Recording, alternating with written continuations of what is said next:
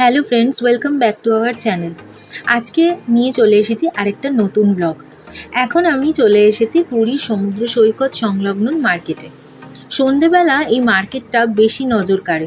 সকালবেলাও কয়েকটি দোকান খোলা ছিল, কিন্তু সকালবেলা যখন এসেছিলাম, কারণ এই সময়টা তো পিক টাইম নয়, আমরা এসেছি সেপ্টেম্বর মাসে, বেশি ভিড় থাকে ডিসেম্বর মাসে নাগাদ। যখন আমরা ডিসেম্বরে এসেছিলাম তখন প্রচুর দোকান বসে, মেলা বসে, খুব ভালো লাগে তখন। কিন্তু এই সময়টা বেশ কিছু দোকান বন্ধও থাকে, কারণ বেশি পর্যটক তো আসে না।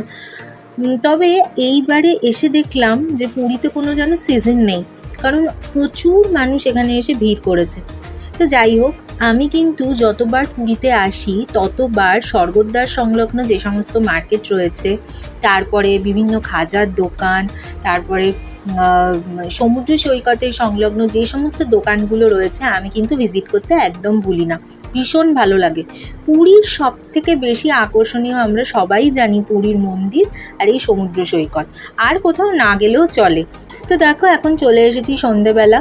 তো মার্কেটিং কিছু টুকিটাকি সবার জন্য একটুখানি কিছু টুকিটাকি কিনে নিয়ে যাব, কারণ এখানে যতবারই আসি মনে হয় একটু ছোট্টখাট্টো কিছু জিনিস যেন সবার জন্য নিয়ে যাই।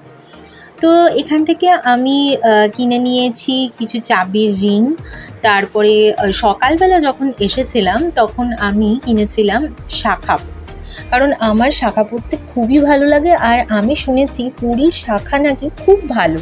তো আমি এই প্রথমবার পুরীতে এসে শাঁখা নিলাম, কারণ এর আগের বারে যখন এসেছিলাম তখন শাঁখা নেওয়া হয়নি।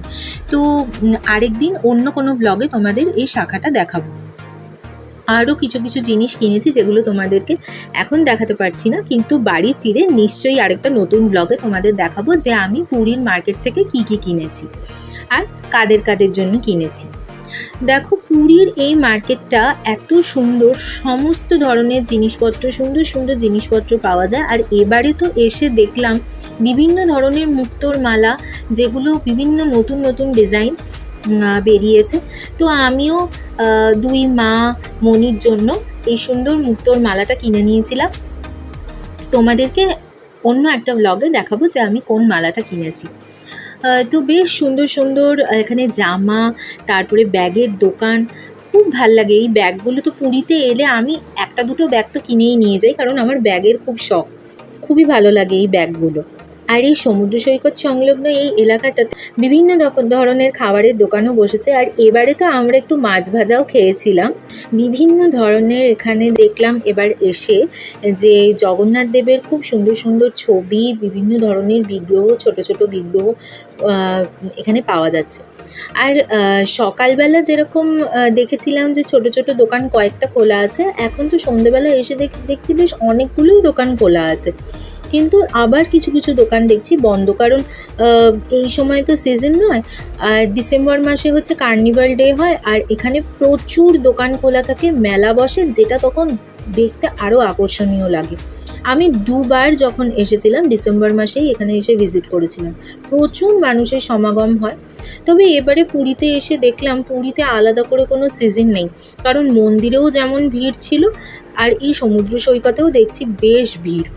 তবে একটু ভিড় না হলে যেন ভালো লাগে না, ফাঁকা ফাঁকা জায়গা ঠিক ভালো লাগে না। বিশেষ করে আমার তো ভালোই লাগে না, বেশ একটুখানি ভিড় হবে, অনেক লোকজন থাকবে, তবেই না ভালো লাগে। তো ঠিক আছে, আজকের ব্লগটা এখানেই শেষ করছি। তোমাদের কেমন লাগলো আর অবশ্যই কমেন্টের মাধ্যমে জানাতে ভুলবে না।